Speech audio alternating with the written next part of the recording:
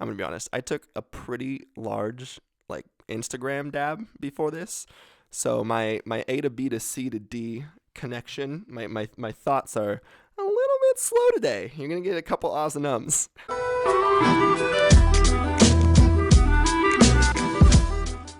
What is up, guys? Welcome back to, I believe this is episode number 9 of Open Opinions. So I know, you fucking hate me probably. It's been like at least a month and a half since I've recorded one of these, I think. And it's been like 5 or 6 days now since I've actually gotten like anything up on the channel at all. But it's been a crazy fucking couple of months, honestly. Just kind of getting back-end stuff configured, getting everything kind of figured out, and it's mostly just trying to actually make this YouTube thing a true career again. So, like, it takes a lot of upkeep to maintain just YouTube in a whole, and especially if you're doing this for like an actual living. So having like about a year of just like not great mental health and then coming like directly back into trying to create content, usually you have a job when you first start YouTube. It's not like you just like start YouTube and all of a sudden you're a YouTuber and this is your career. You usually like work in a fucking kitchen or, you know, work your normal job, work as like a coder or whatever you do, and then you transition into YouTube once YouTube becomes an actual like genuinely viable, stable career. So I obviously went through all the beginning periods of like creating my channel, and I was working like full time when I created my channel, building the channel, getting it to a pretty decent size, and then that's when YouTube just like pulled the rug out. So I thought I was good and established and set and like good on all fronts, even if YouTube was gonna do some crazy shit like that. And the last couple months especially have shown me that's very much not the case.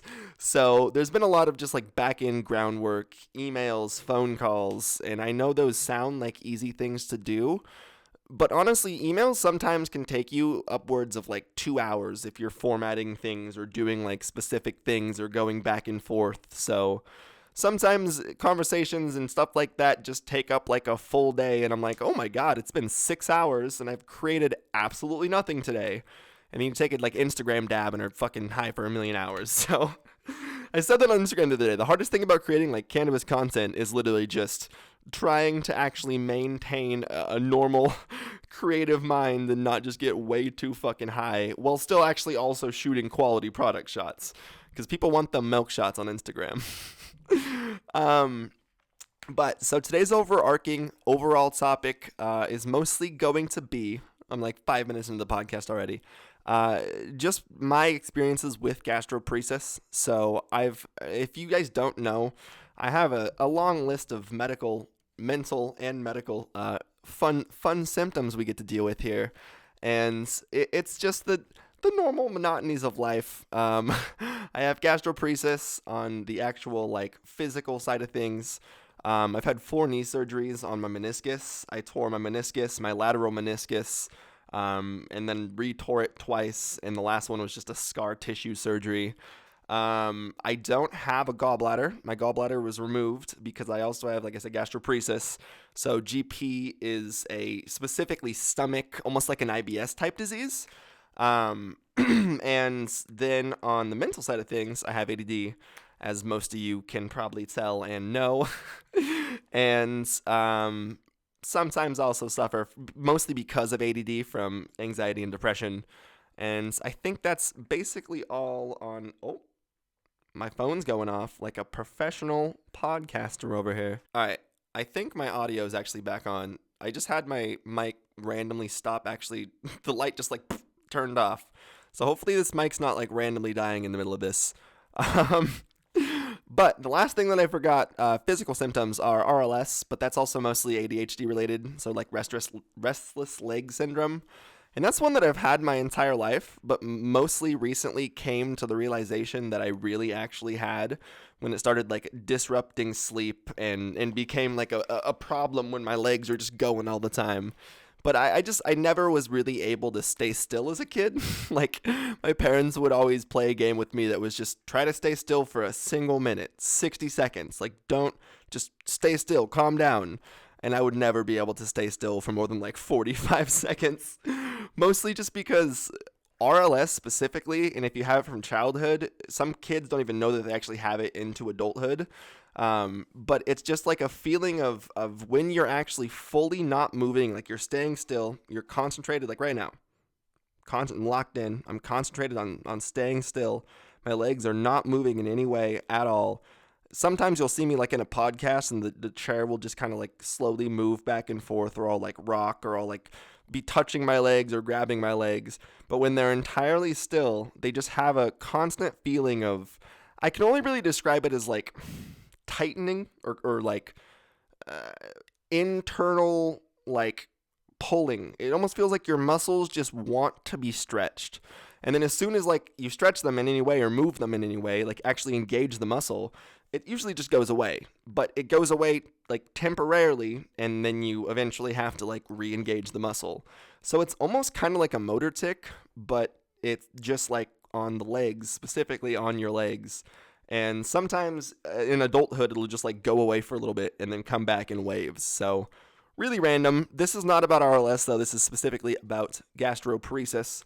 But I guess we're covering the many symptoms of Strain Central today. Um, so gastroparesis is a specifically stomach disease. If we actually break down the term gastroparesis into layman's terms, gastro means stomach, paresis means paralyzed. So it's a paralyzed stomach. And the way that the disease kind of works is it's idiopathic, so there's not anything that really causes it. But the way that it works is you basically have in your stomach, I'm going to say a word here, and you're going to giggle like a kid.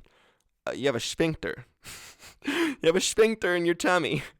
And I'm not talking about the butt sphincter that everyone thinks about when you hear the word sphincter. It is a funny fucking word, though. But specifically, it's an esophageal sphincter, and it's in between your intestines and your actual stomach.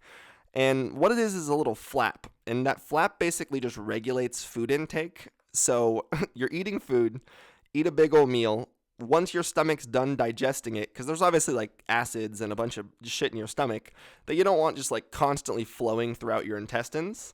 That's essentially what GP is, what gastroparesis is that flap just not working. So you eat a bunch of food in your stomach. For gastroparesis, one of two things occurs. Your flap is either stuck closed or it's stuck open. So this is going to get gross, by the way. This is not going to be a podcast that's in any way not, if you're medically not super like cool with gross things, quote unquote, probably click off now. But getting back to the nitty gritty here. You basically, when you eat food, like I said, turns up in your stomach. And what will kind of happen is if it gets stuck closed, it will just continually sit in your stomach, and it can even ferment basically in your stomach.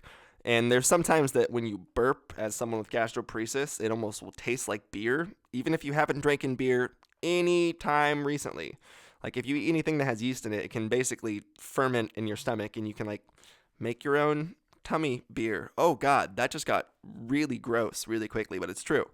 So that will happen, and if that happens, if it gets stuck closed, usually the symptoms of that are just nausea.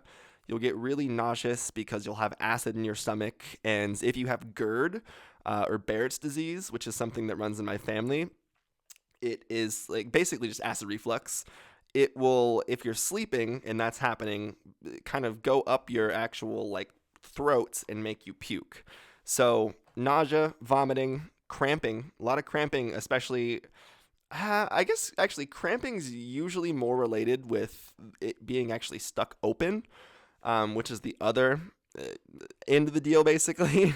Other end of the spectrum, we'll say, other end of the GP spectrum.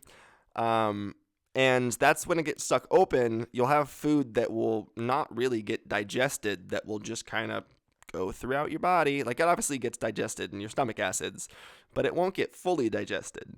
So not only is that nutritionally not a great thing, but it's also just physically not a good feeling. So you get cramping, you'll poop a lot, you'll poop in unpleasant ways. And it just becomes a really, to your normal life, it becomes a disease that will quickly eat away your time and quickly make even easy tasks just really, really annoying if you don't, one, recognize it, or two, know how to manage it. And unfortunately, specifically with gastroparesis, it's just one of those random diseases that gets kind of either misdiagnosed. I would actually even go as far to say chronically misdiagnosed, or also on the same end of the deal, like it just gets overlooked.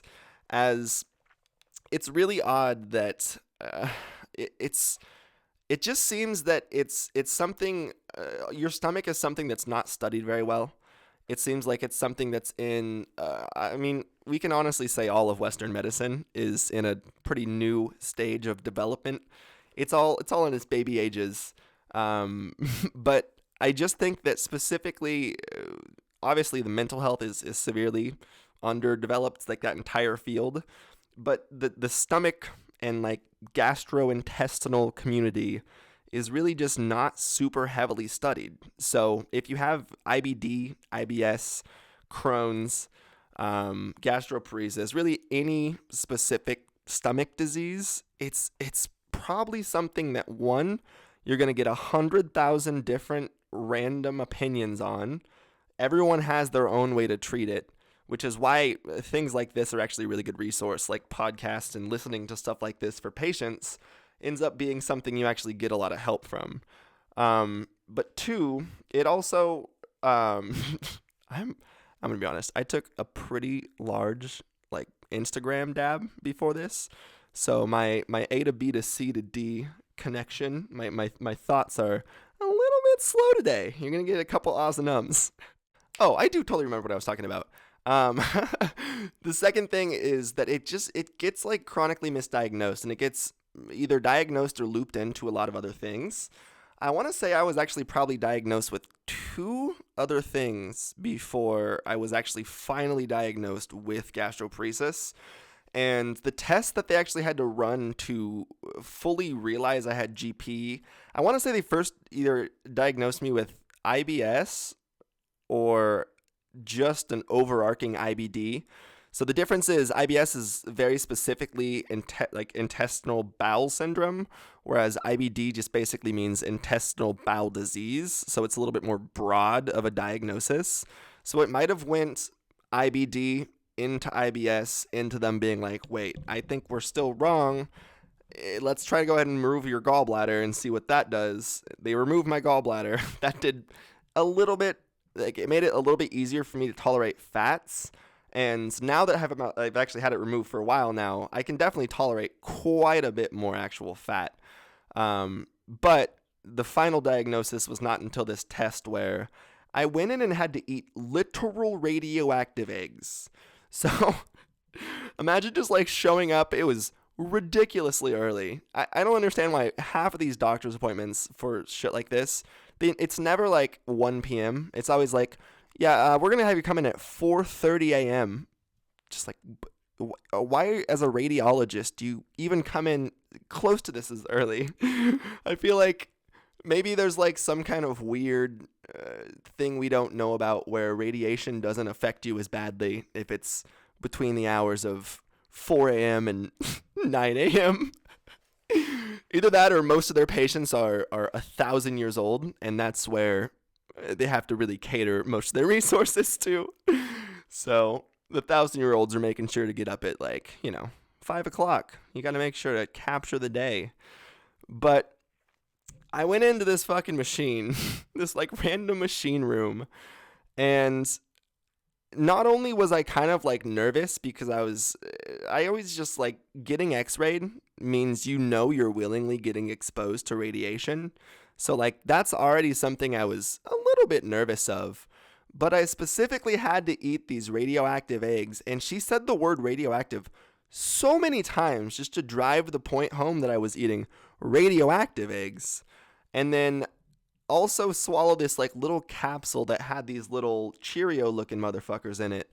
And what that did was apparently allow them to kind of like separate. They could see I don't know if it was radioactive rings or radioactive eggs. I don't fucking know. But they could see somehow a differentiation between the radioactive eggs and the Cheerio motherfuckers. We're just going to go with that for medical, scientific terms. So I don't really know why I like didn't do that early on. Assumably, they want to try to diagnose you before you eat, radioactive eggs. Like on the really early end of the scale is going to a doctor and getting your knee hit with a hammer. And on like the super like far end of the scale is eating radioactive eggs and getting fucking Star Trek inserted. I basically like machine fucked a tube that I was like also semi claustrophobic of. Actually, that's not even what they did. I'm thinking of my knee surgery. For that surgery, it was even worse than that because I'm pretty sure I at this time had like just started smoking weed. I was pretty new to cannabis consumption, and one of my first appointments was oh my gosh, I totally forgot about this. One of my first appointments was like after I actually started smoking was specifically this appointment. So I probably was also like a little bit like early smoker paranoid where I'm like, I gotta eat radioactive eggs? What the fuck is this? All right, man. Are you trying to fucking poison me over here? Trying to take me out early? And then I'm not like a inherently claustrophobic person, but I don't like being, in the correct situation, tight spaces are great. No, I'm saying. that was cringe. Uh, but I don't like tight spaces, and like I would never go rock climbing is what I'm trying to say. Like I don't like tight spaces I don't have control of. Also sounds got a little creepy there. But I'm trying to say, like, I don't like airplanes. I don't like elevators. I don't like enclosed things that I don't have like control over. Like that's just giving your life to some random machine that you're like, fuck it, let's roll the dice today. Um, but I went in and laid on this table, and I thought that's all. I thought I just had to lay on the table, and they would like, bring over one of those things on like the ceiling track that, maybe like went over just my stomach or something. Oh, no. It was on a ceiling track, but they bring over an equally large, basically table plate that was the thing that like actually was the x-ray that not only went over my torso, it went over way extending my torso and then went over like to my neck all the way down to about my knees. So I'm fucking a human ice cream sandwich, and the scariest part is like it's up pretty high, so they have to like slowly fucking lower this thing down to you. And they she even said, I'm sorry about this, but it's gonna have to be pretty much flush with your torso. It's gonna be pretty tight. So she brings it down like directly onto my torso. Not I wasn't like I was getting crushed, but if you were any kind of claustrophobic, you're just the entire time in your head thinking, you better not hit that button. Like, what if you knock over a coffee, the fucking stapler falls sideways, and all of a sudden that button is stuck? Like, what is the technology here to get me out of this machine if it starts fucking smushing me like a clamp or something? So, the entire appointment, which it was like a 45-minute appointment. It was a really long appointment because they had to watch, it was maybe even longer than that, maybe like an hour and a half. They had to watch food basically digest. And that's kind of how they see a normal person in that amount of time would digest the food normally. It would be all the way throughout your system, and it would at the very least start processing into your intestines. If you're GP ridden, it would stick in your stomach / go immediately through you. So it's a pretty basic test that I guess thinking about it is pretty specified to look for like the GP diagnosis. But it was definitely something that I've been through a lot of MRIs. Like I said, I've tube fucked the machine, leg first and head first. I've gone in both ways, and all the MRIs are mostly only scary because the fucking it sounds like an old school modem anytime you get put into like an MRI, but it's way louder, or like really shitty dubstep. I guarantee that's a thing. If someone Googles MRI dubstep, honestly, you can probably find some fucking sick beats, bruh. Find a dope ass track for some MRI dubstep. I guarantee that's a thing. It's not even like a semi question to me at this point.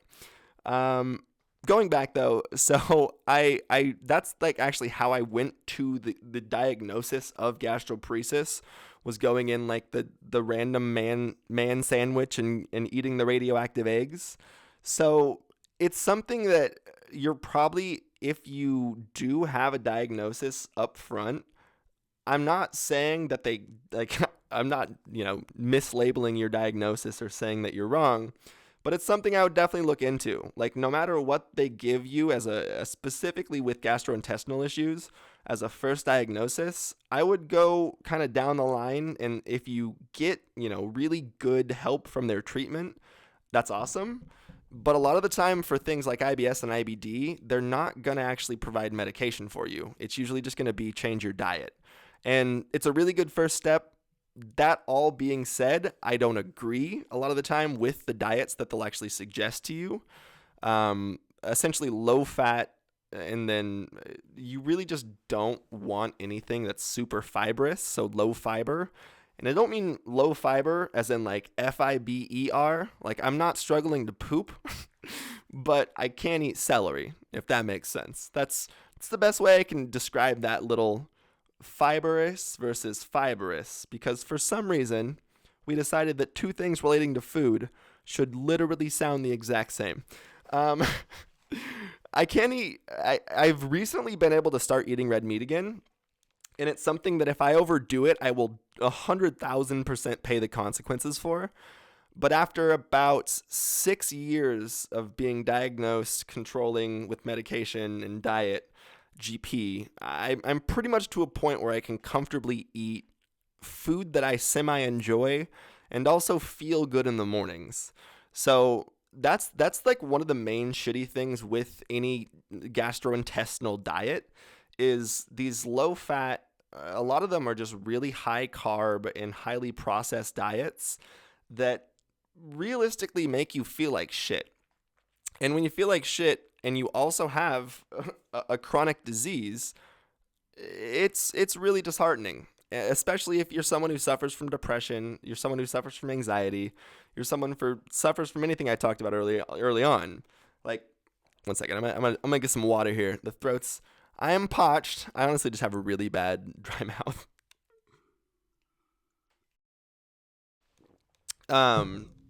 But if you're someone who suffers from any kind of mental disorder, it's something that will really weigh on you, and it's something that can really fucking suck. But it's also a disease that affects, at this point, it's starting to be a more recognized disease. Being said, like before, it really affected mostly diabetic women. If you were a diabetic woman over 40, you probably actually are like 60% of the people with gastroparesis. I actually specifically remember the doctor, when I got diagnosed, made a joke about how, I don't remember how it was or like how it was really stated, but it was essentially, man, you're super lucky to be in the 0.05% young male that has gastroparesis bracket. And I was like, oh, super lucky. Doctors actually I just now realized this. Doctors are the ultimate dad. They have the ultimate dad jokes. That's like, doctor jokes are literally a mix between like really bad pun humor and just like cringy, awkward. You shouldn't go there because you're a professional humor. Okay, so I'm going to really quickly take a quick break for a sponsor. There is one sponsor for this episode, so we'll be back. So guys, this episode is actually brought to you by Glassy Eyewear, and I'm actually pretty sure you've seen me wearing these for at least the last like 3 months or so. Like the clear ones, the darker pair I have a couple of different color pairs of these ones. I even have like a Fear and Loathing in Las Vegas, or whatever the fuck you call it. What's the movie that they get super fucked up on acid and drive through the desert? This is a great ad read. They won't care though. Glassy was actually started by some skater bros who realistically just wanted to provide glasses for a semi-reasonable price, as every person that wears glasses knows, and every person that doesn't wear glasses doesn't know, that these motherfuckers are expensive. So when you're taking someone's glasses and you're like, oh, I want to try these on. Let me try your glasses on. they're a little bit nervous, especially if you're like a college kid and you're drunk at a party and someone's asking you to try your glasses on. You're like, if those break, I'm fucked. That's more than my car. Those glasses are $130 a pair, and that's more than my car. So let's not drop those. That all being said, Glassy realized that was a scenario, a fucked up situation, and catered to not only prescription glasses, gaming glasses, but also just normal, like glasses, like wearing them out in the sun to protect your eyes glasses. And if you've watched, there's this like random documentary on Netflix that will basically tell you anything from Ray-Bans to the glasses you find for $10 at Walmart are probably made in the same factory, as there's a conglomerate like monopoly basically on glasses. So these guys decided to kind of defy the status quo and step up the glasses game tough. So I'm super stoked to actually get to work with them. And a lot of really, they go for like people who you wouldn't really expect to be sponsored by like a glasses company. A lot of skateboarders, as I said, they're like actually, there's a couple of skater dudes who started the company. A lot of gaming, like actual esports guys. And then also they allowed us to be a part of this program. So huge shout out to Glassy. GlassySunHaters.com is the actual website. And if you use the code Strain Central, you can get yourself 10%, I believe, at checkout. So for the gaming glasses, they're about $60 a pair. Take $6 off of that with 10%, and you got yourself like after shipping, probably right around $60 pair of glasses. So for gaming glasses, that's not bad at all. I've seen them go. The Gunner optics back in the day were like $200-$300. And then prescription glasses, they have them as low as, I want to say, about $120. So use that 10% off code, and yet again, that's 12% off, $120. So you can get them for like $100-ish. And they're honestly really, especially the prescription ones. I have the gaming ones and I have the prescription ones. The prescription ones are some fucking banging glasses, all I'm trying to say. So thank you very much, but let's get back to the actual episode. So I heard this really funny thing on a podcast the other day that someone said it was like a good guy Ethan. It was on the H3 podcast situation where he changed his shirt specifically for the podcast, just so when you were scrubbing on the little YouTube scroll bar, you can like quickly get past the ads. And someone was like, that actually honestly makes me far more like attuned to click on an ad than if someone just sits there and reads it. And I was like, for me personally, I watch podcasts literally all day. I think yesterday I watched something like 12 or 13 Tiny Meat Gang podcasts. Those are like an hour a piece. So that's like 12 hours of podcasts I listened to yesterday. But ads are something that really don't really bother me. I feel like, especially for all YouTubers in the current state of YouTube, I especially understand and almost prefer ads like that are genuine and ads that are in podcasts and ads that are just things that people actually use, opposed to Sprite giving someone like $200,000 and them being like, oh my God, Sprite's the greatest thing since sliced bread, when they've never drank Sprite before and they're not even a fan of Sprite.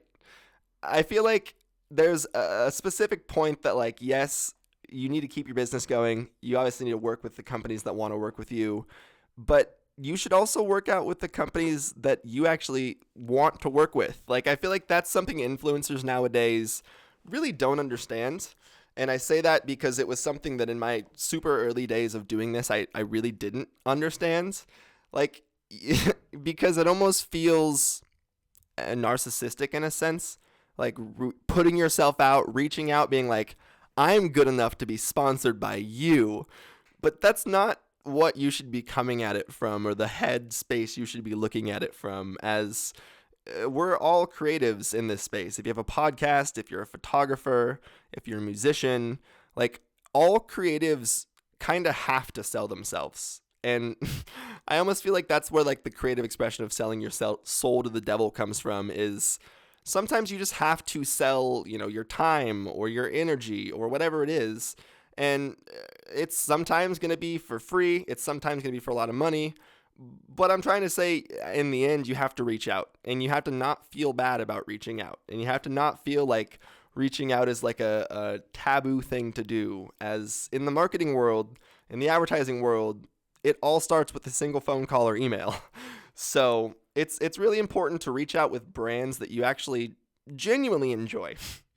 And I feel like that's something that we're seeing a lot more in the podcast world, as it's obviously a lot more organic. Like, we're not forced to just throw a bunch of random pre-roll or post-roll ads on our videos. And as a viewer, as an audience member, I feel like I'm actually obviously trusting the people whose content I'm watching to a degree. So I'm finding a lot of like personal things that I'm also enjoying. And it's interesting because companies are almost, some of them are like hyper aware of this, and then some of them are just like still advertising in 2001, where they think it's just like this extremely broad thing. They just need to kind of throw every dart at every piece of the dartboard. Like, there's no really like they're not aiming is what I'm trying to say. They're just throwing shit at the dartboard hoping that it might possibly hit. Whereas I feel like nowadays, to actually genuinely get people to want to trust a brand, you have to not shove it down their throat. You have to not just like spam them with, this is great, this is genuine, this is, we're getting scared of like words. Almost, I'm trying to think of the actual grammar term for this, but I'm a fucking idiot when it comes to grammar, which is hilarious as someone who does like pseudo journalism, because I usually grammatically write at like a probably 11th grade level, as that's when I basically mentally checked out of school. Whoa, see, must be a fog storm or something in here. There's a breeze coming by. Okay, I think my camera's back on. My camera just died. I also had to take care of some other business there. But I was talking about targeted marketing and like the world of advertising, as that's been something that I also have worked in for the last long time. So I just feel like, I don't know, brands are, like I said, some of them are like hyper aware, and they're doing like the almost like Wendy's Twitter. Bro, we are one of you. We swear. It's lit. And then the other like random it's like old people Twitter or old people Facebook. The other road is just terrible, missing every single kind of mark. No one is even kind of interacting with it kind of advertising. So I feel like the world of social media is offering this kind of middle ground that's actual organic influence marketing for the most part. And it's kind of scary because that's existed obviously for a long time. Like, influence marketing is not anything that's even kind of new. But the people that are influencers in 2019 are definitely kind of new. So it creates this weird dynamic where like the audience is just getting ripped off by people who aren't choosing their specific advertisements well, their catered advertisements well. They're just accepting anyone who comes in for the sake of longevity or for the sake of, padding their own pockets. And there is a distrust now being created within influence marketing because no one wants to like buy shit from people that they deem in any way like fake. So the world of like micro influencers, so people that have like 10, 20, 30K, like a pretty solid following of people that trust them and follow them, that seems to almost be like the sweet spot, as they haven't like sold out yet, man. You haven't sold out to the man, haven't lived that bougie life and started chasing that check. And then they also kind of like have a trusting audience and need to pay some bills, so they'll like work with people that they want to work with. And there's a sweet spot for sure, because early on with 1,000 followers, you're like, you're gonna give me money to say your name, any amount at all? You're gonna give me $10 in chicken nuggets and a free fucking Walmart coupon? Like, yeah, get it. Like, let's get this chopping. And then, like I said, on the farther end of the scale, other end of the spectrum, I've said that so many fucking times. I should just name this podcast "Other End of the Spectrum." That's gonna be definitely misconstrued. Other end of the spectrum, though, it just seems like people will sell out at the kind of high end to any brand that wants to pay them $100,000 because they need to mortgage their ridiculous mortgage and pay for their G-Wagon.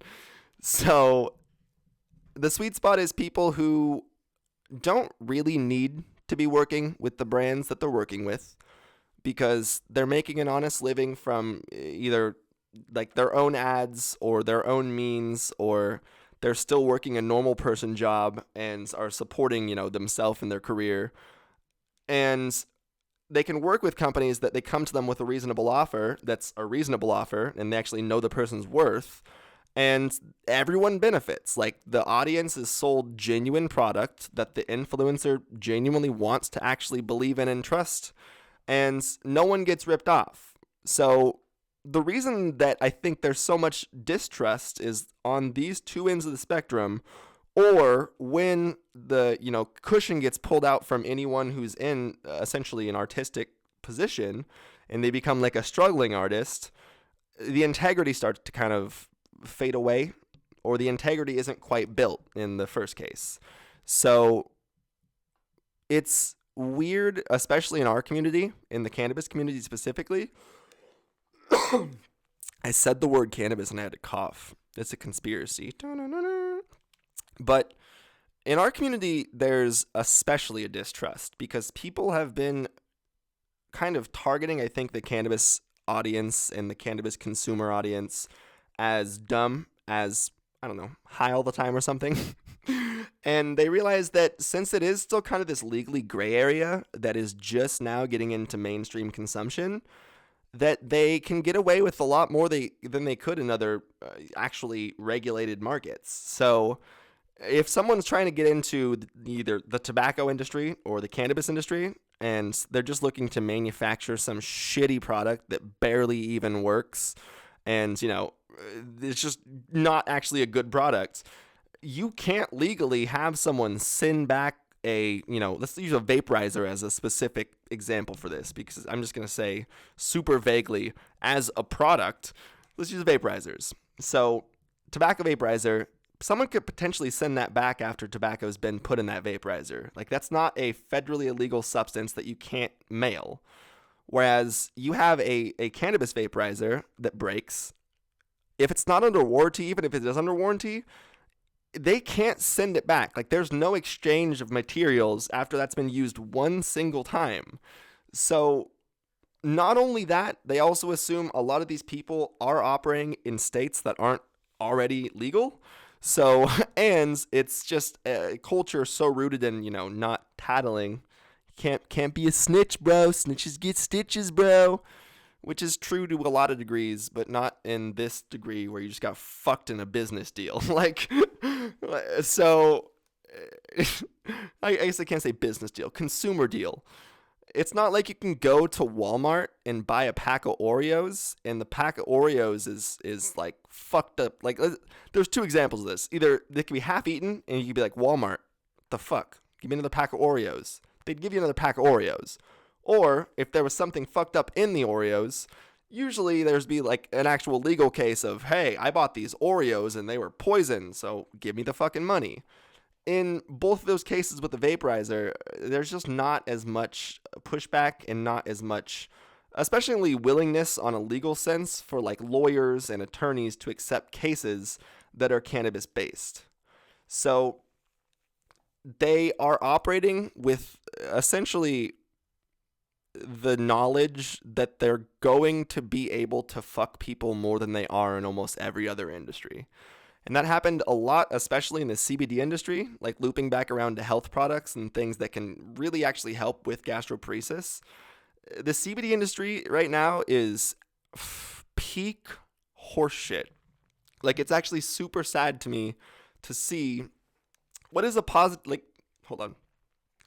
Goddamn dry throat. I'm dead. Oh, Okay.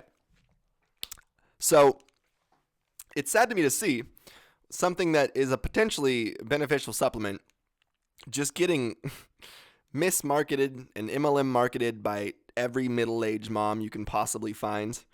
It's essentially the Mary Kay of 2019 is any CBD company. I guess I can't say that's a rude blanket term. I retract that.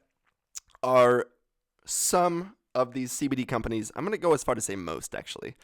I can think of off the top of my head maybe 3 to 5 CBD companies that I really trust. Buy Legal Meds is definitely one of them. I can't think of that actually. Cloud9 CBD, and Joe Vargas is like the go-to for me.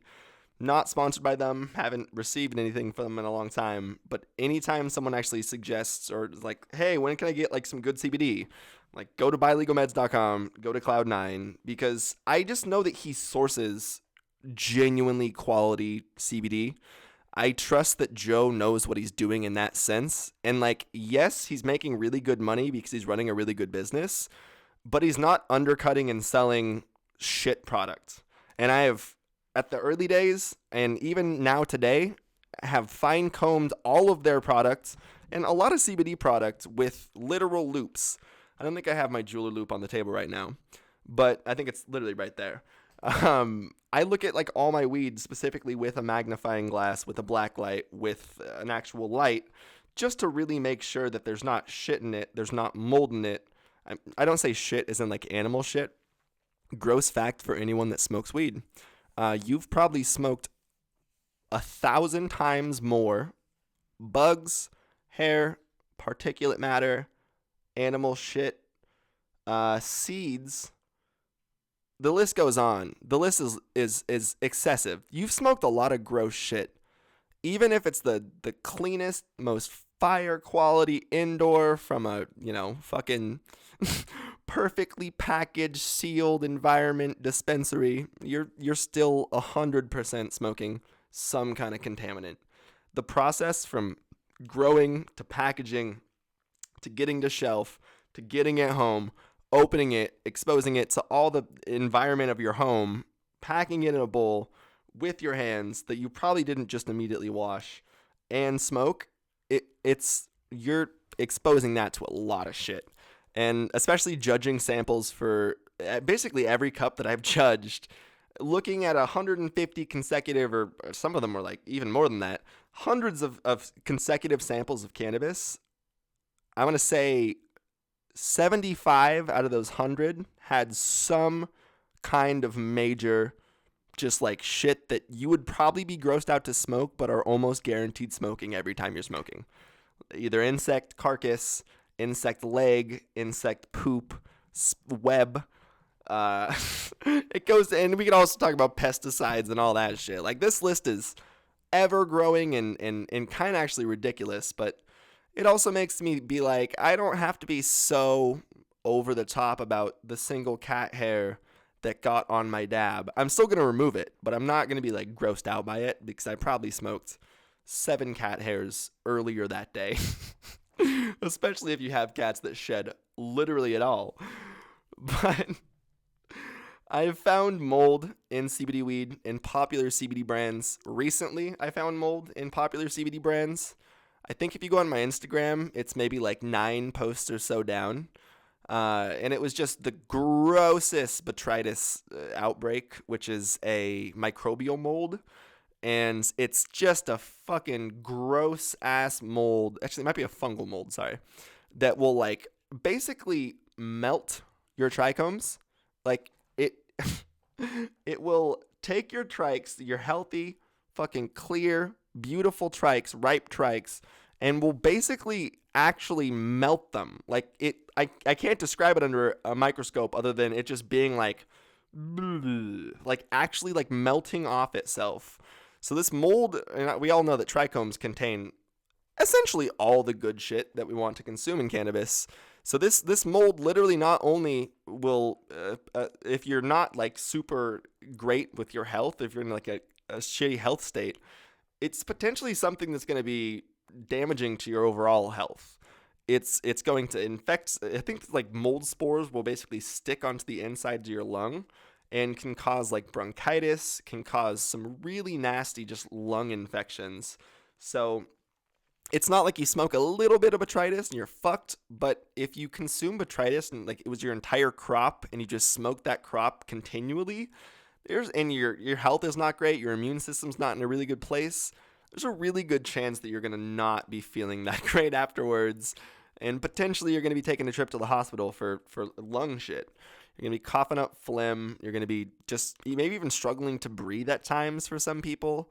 So it's not something that's fun that you want to be consuming or dealing with. And like I said, I've found that in some semi-popular CBD brands. I'm gonna buy a couple more samples of that one. I'm going to comb them over a few more times because I know a lot of people are gonna say, "Oh, why are you not releasing the name, bro?" Legal issues. It was like February 18th. We're only like 6 weeks into the year, and I almost caught my first cease and desist this year. So 2019 is what I'm trying to say, going to be a great fucking year.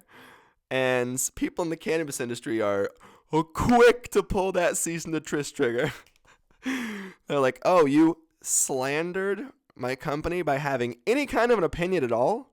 Well, here's a cease and desist going your way. You influenced 18,000 people to have that opinion." It's like, no, your product kind of spoke for itself. I just showed people a very valid, just like thing that I happened to find. And with the peak thing, I got a couple of comments on that video, which were really funny and contradictory. That were, I think most of them were almost like comedically doing it, but they were like, "This guy's journalism fucking sucks," which is funny for that video because the peak video is the one that I broke quick. Like, I broke that like basically the day it happened because I had a subscriber hit me up about it, verified everything, verified the company that was actually going about the suit, and then posted about it. And the guy in the comment was like, "This guy's journalism sucks. He didn't even like say he was doing the lawsuit. He said the company that I said in the video, he's like, this is who's doing it. It's not fully in process yet. This is where you contact them." And he linked the literal same link that I had in my description. Like, I don't know if he copy pasted the link and just made a ridiculous post like that on purpose, or if he really genuinely was just that confused. But that's YouTube comments in a nutshell. It's just like, "This guy's fucking shit sucks because I didn't listen good enough, so here's information that he already provided you." That being said, it's something that I think people need to talk about more. That's really important, especially if you're in, this involves personal social media as well, but if you're in like the social media game, that sounds so fucking lame to say. "I'm in the social media game, bro. What do you do for a living?" "I'm in the living that fucking social media life. I'm out in these social media streets." So ridiculous. I almost feel like the word influencer has that same connotation. What I was trying to say is we have to kind of try to hyper focus on the positive if we're in a social media setting and if we want to have a healthy mental state. Like, no matter who you are and how much you say the negative things won't affect you, what your mind, every single one of our minds, tends to do is see only the negative in situations like this where you're like putting yourself out creatively. Art critics have been doing this for a long time. Artists, everyone can fucking love them. They can be the most adored people ever. And that one dude who's standing at their painting like, "I don't like it. I'm not a fan." They're gonna be like, "You motherfucker, why don't you like it? I don't like your opinion." Like, they're not looking at the 6,000 people that are like, "Oh my God, look at this beautiful piece of art." So it's really important to try to just almost not pay attention to the negative. And I'm not saying like entirely ignore, because that just almost comes off as fake. Whew. The day that's I don't have to reset my camera 6 times during a podcast because the card's full, it dies, or what's the other one? Oh, has a 29-minute little like timer thing that just shuts off every 30 minutes no matter what. That's going to be the day that it's not a true Open Opinions podcast. Like, we'll have made it we're too bougie at that point. We're making it too good. As I was saying, though, I just think it's really important for us to not hyper-focus on the negatives. And especially as like an influencer, or if you are just a person on social media with ADD, it's really easy to hyper-focus on the negatives, which will lead you into depressive states and states that are just not great. So I think that's it's especially as an artist, as a creative, as people in social media positions. Obviously, the reason we're doing what we're doing for, I'm going to say, most of us. I'm throwing out too many percentages this podcast. This is the percentage podcast. And I think that most of us are just in like states that are not always the greatest when we even start doing this. So even though this might be something as a career or as a hobby that pulls us into, like great states, like, oh, I love my job, I love what I do, we're all riding a thin line. And the reason we are doing what we do is to get some like validation on our creativeness, or, seeking something.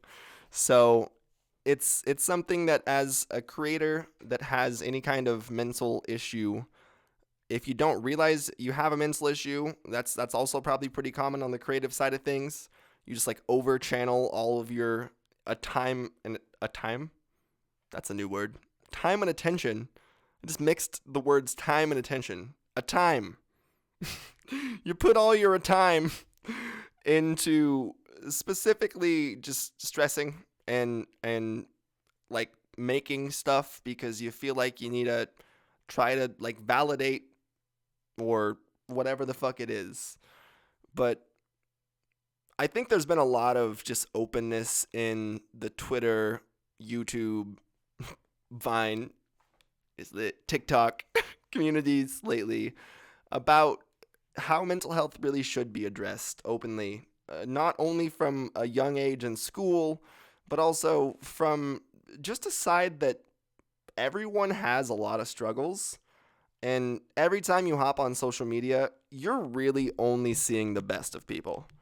Because if there's someone on your feed that is just complaining, as we deem it, these are finger quotes for people who can't actually be watching the podcast. I was like, what's that thing you do with your ears? For those listening, is what I'm trying to say. There's some people that are going to be like, oh, you're broadcasting your genuine emotion and you're not just only broadcasting the positive. Well, because everyone else is only doing the positive, I'm going to have to unfollow you because you're a negative voice. And like, there's some validity to that. No one wants to hear people that, again, quote unquote, complain on Twitter. But I think there also should be a platform for people to express exactly what they're feeling, not watered down, not with opinions that are just randomly negative on something that is already negative. So I think there's a time and place, and there should be a place for people to just express their valid emotion. So what realistically should be happening is people should express everything they're feeling all the time, which is kind of weird. It's kind of an openness that's like a little too out there. You need to have a little bit of a filter. But people who are always up, like I guarantee Kim Kardashian, people who have even billions, millions of dollars, like even Kanye. Kanye is a pretty good example of someone actually genuinely expressing what they feel. And everyone's like, this dude is fucking crazy as shit. And yes, he's probably diagnosed with some kind of mental disorder, but we really got to work with the term crazy. Kanye is on a very different mental spectrum. Let's just say that. That makes people not feel mentally ill. There's so much of a negative connotation on that term. You're mentally ill. It's anything from, minor depression or anxiety to schizophrenia, like full-blown schizophrenia. And we don't really openly, we have a lot recently. It's awesome to see, especially. There's a whole mental health awareness month now. It's May.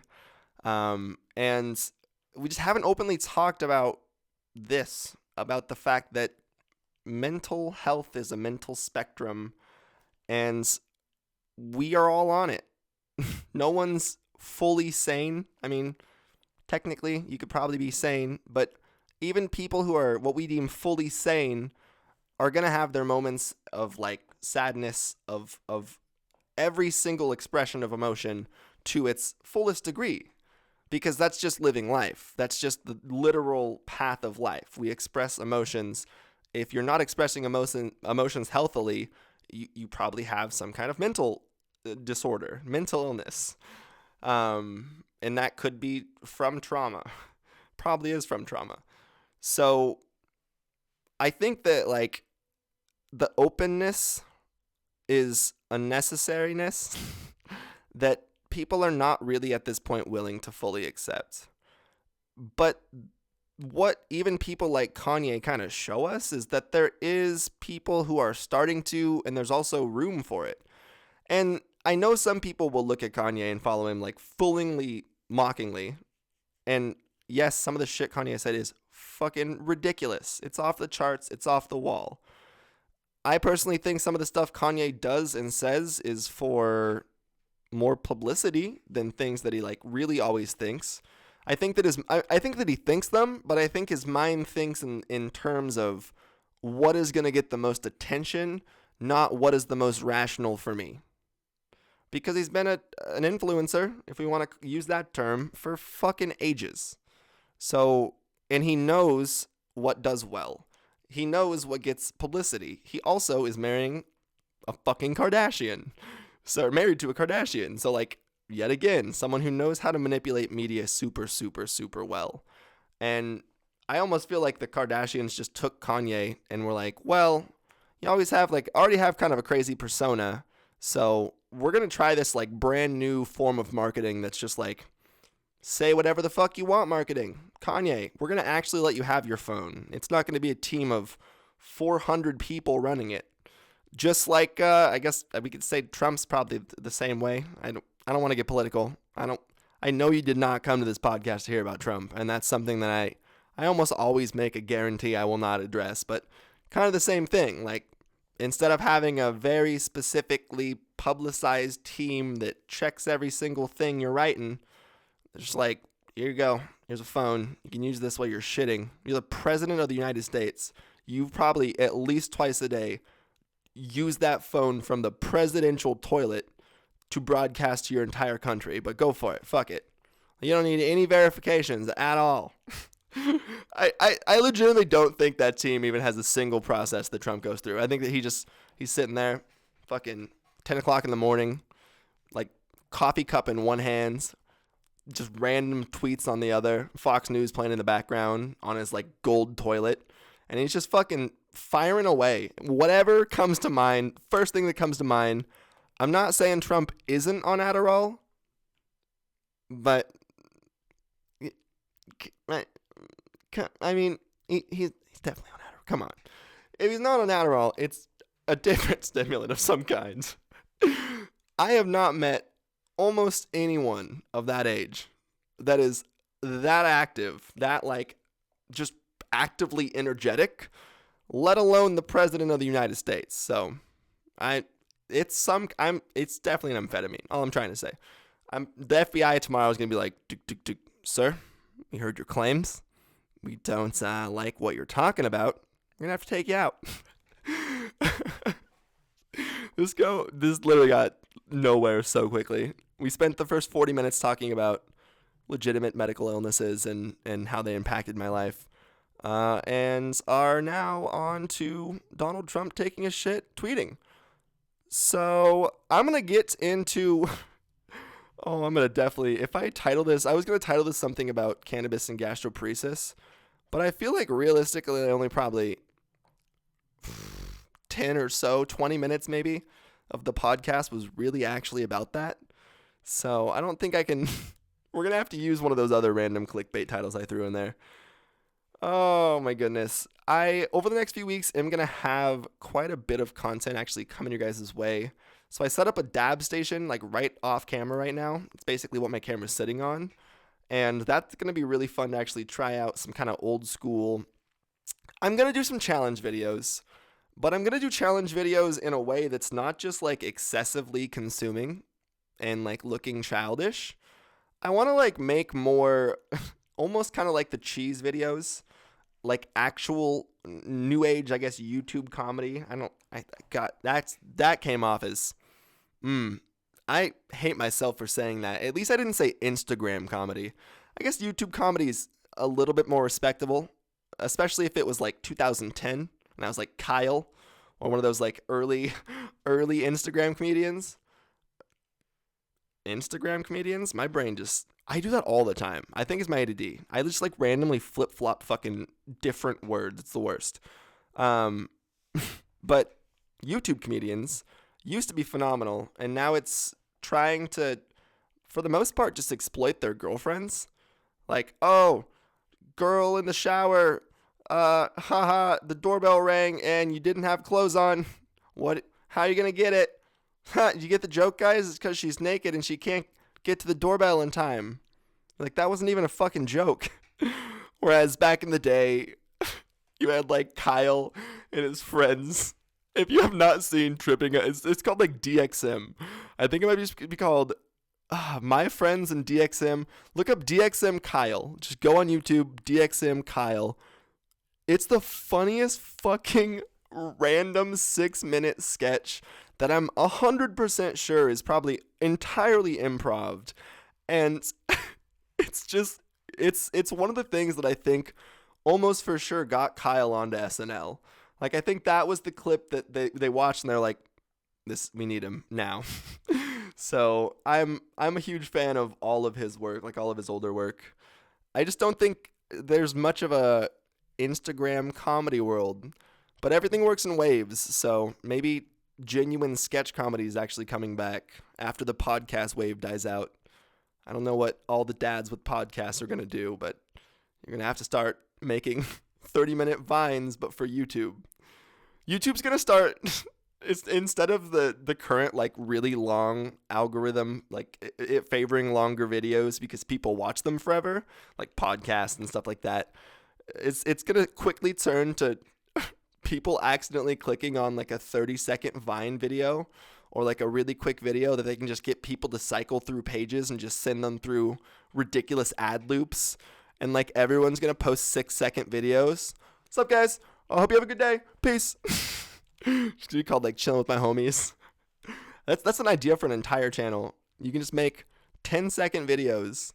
Be the easiest YouTube channel ever. And today, that would probably be considered a meme page. So, you got yourself a fucking, at least a $10 idea right there. You're welcome. Alright, this is going nowhere quickly. I said that like 20 minutes ago, and it's still gone nowhere. So, I think I'm going to call this an episode for now. I also am almost over an hour, so I just keep staring at that little sidebar over there thinking, this is going to take a long time to actually get exported. As this DSLR footage is really clean, but I need to find a better way. I might start doing it with a webcam soon, once I actually get my computer back up and running. So I know there's at least a couple of, like, actual camera nerds out there that can hook me up with some information. I honestly probably won't have the funds to pick up anything like that for at least a few months, but I have a lot of things on my podcast wish list. I want to get an actual Shure mic, get this sounding a little bit cleaner. As with all this sound foam and getting a couple more things in the studio, the sound's definitely a lot more deadened, so it actually sounds good to people like listening in a car. It's not like, hello people, this is the NPR podcast. Why does NPR have such bad audio? It's only some podcasts. All right, so I'm going to do one more quick thing that I just realized. I was just about to end the podcast. I'm going to pretend like I didn't totally just try to end the podcast and then forget that I had a really important topic to address looping back around from like 40 minutes ago. So one of the main things that I needed to actually get into specifically regarding gastroparesis was some of the things that I've used and done to actually treat my own. And like I said, a lot of the things they're going to suggest to you at the beginning, and this is all as I stated 50 minutes ago, it's such a subjective thing. It's honestly such a new field of medicine that it's gonna be something that also it's like weed. It works differently for everyone. So I'm not saying stop what you're doing to try what I'm doing. I'm not saying what I'm doing is the only thing that works. I'm not saying it's gonna work for every single person. But it's something that I think at least a couple of people could hopefully potentially benefit from. And that's the most important part. Like, I've definitely picked and chose from forums, blogs, videos, my plan to treat. So if I can help anyone to actually get an upper leg on this is definitely something I'm more than willing to offer. So my treatment has been an uphill battle. And like I said, getting my gallbladder removed I honestly was not actually GP diagnosed, as I said earlier, when I did get that removed. But I think that was something that kind of helped me with specifically actually digesting fats. And I think that there's a lot of actual like help in at least lowering your fat, at least lowering the amount of fibrous foods you eat. I don't eat almost any fibrous foods. I do eat some greens here and there. Like green beans are pretty fibrous, and I do eat those pretty often. But I really don't have any problem with those, as they're fibrous, but not like texturally that, I guess, like thick. They ain't got them thick fiber strands. So I personally can do green beans if I'm not like eating them 3 times a day. And I usually do try to avoid celery by all costs, and also super thick cuts of meat. So most of the like steaks that I eat, most of the meat cuts that I go for are thinner cuts of meat that aren't super like fatty in tissue. And I don't have a very like I have actually honestly found that if you spend a couple more dollars on your steak, so buy the $4 one instead of the $2 one, or I guess if you live in California, buy the $8 one instead of the $10 one.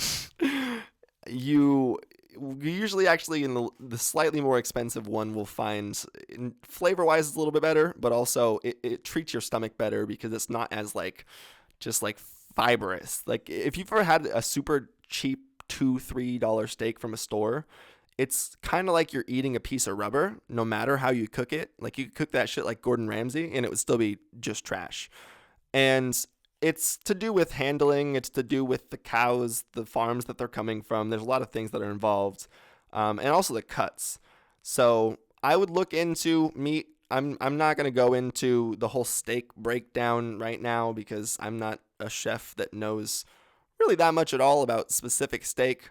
I usually do go for like top loins though. That's kind of one of my go-tos. And then I've also actually found skirt steaks not that bad either because it's such a thin cut for the most part. So those are the two that I usually go for if I'm eating any kind of red meats. I personally wouldn't say while you're actively managing your first couple of bouts of GP though that you should really even try to introduce meat. Like this is something that you might try later into your established GP diet to start slowly introducing thing by thing by thing by thing, meal by meal, and see how your body reacts. And there's things, honestly, that I can eat 10 times that do me no harm, that I eat once that will do me fucking awful. So I should also probably say, as I didn't really explain this in the earlier part, the way the GP works is not, it's chronic, but it's not constant per se if it's being treated. So, oh shit, my camera just died. Hold on. Oh my god. This is going to be the technical difficulty ridden podcast. So every day is not like constant attack, especially if you're actually taking medication and you're actually trying to manage your diet. It's something that you can usually keep kind of at bay, but it's something that's always like a little monkey on your shoulder that might just ruin your day. As, like I said, there's some foods I can eat all the time. I get adventurous. I try a little bit more of that food than I normally do, or I eat the wrong amounts, or my fucking stomach's just not having its day, and I pay. And the shitty thing is, like, my attacks even kind of range in functionality, like the amount that I'm able to function when I'm actually going through a GP attack. Some of them will be super awful to the point that I have to just lay in bed, like cramping and basically puking and pooping all day. That was yummy. And then the other will just be, I just genuinely don't feel good. I just feel zombified. I have no energy. I'm cramping. I'm nauseous. And it's something that I don't, I do and don't have control over, if that makes sense. I can take medication to keep it pretty much at bay, keep it pretty much at arm's length away, but it's always something that if I'm not really careful about can actually bite me in the ass.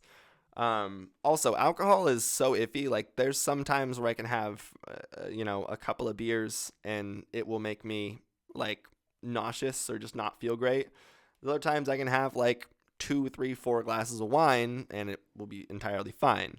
So even in my earlier, my high schoolish days, I definitely sometimes would have like a beer and like would be awful, like just puking everywhere.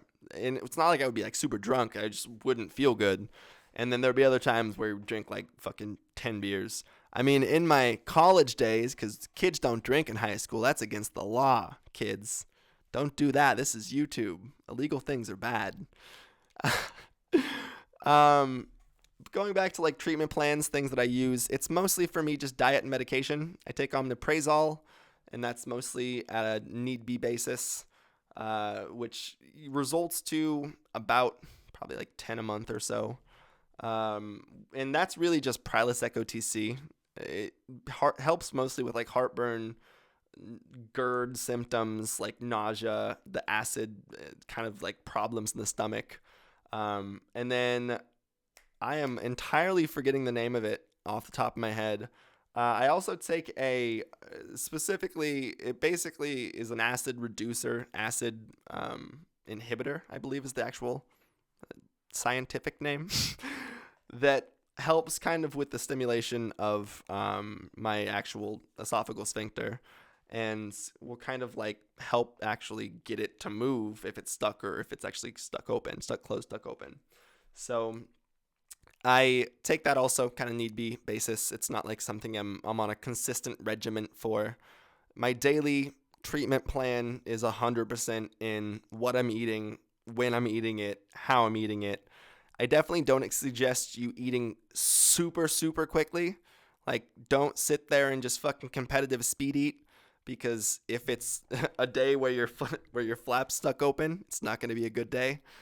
And then also, if you eat like large amounts of food, yet again, that's just all the time with GP a terrible idea, because it's going to 100% almost cause your esophageal sphincter like discomfort and like will cause it sometimes just to start fucking up.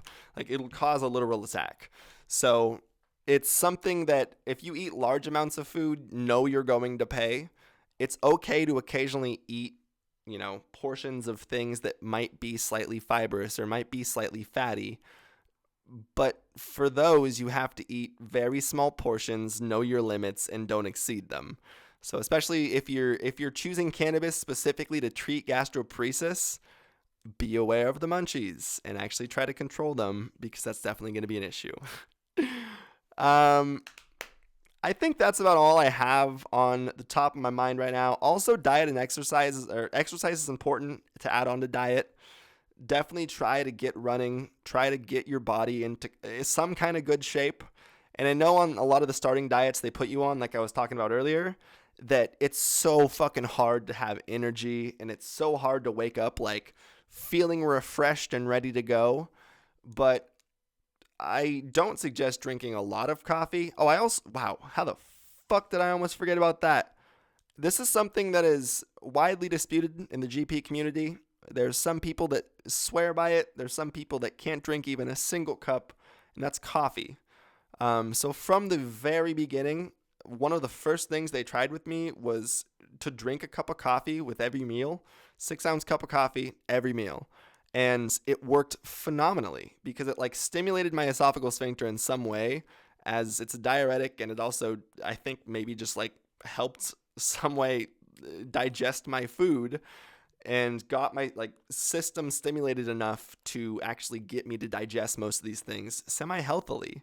So when I started actually introducing coffee specifically into my daily diet consumption, that's kind of when I really started to actually regulate all of my symptoms. And I almost always do still drink coffee every day, pretty much with every meal, but it's not as consistent anymore. I really mostly just make sure to do it with my first meal in the mornings. Or if I eat bigger meals as well. So I also don't suggest drinking it on an entirely empty stomach. Maybe have a small piece of bread, a couple of crackers. Saltine crackers are definitely going to be your friend.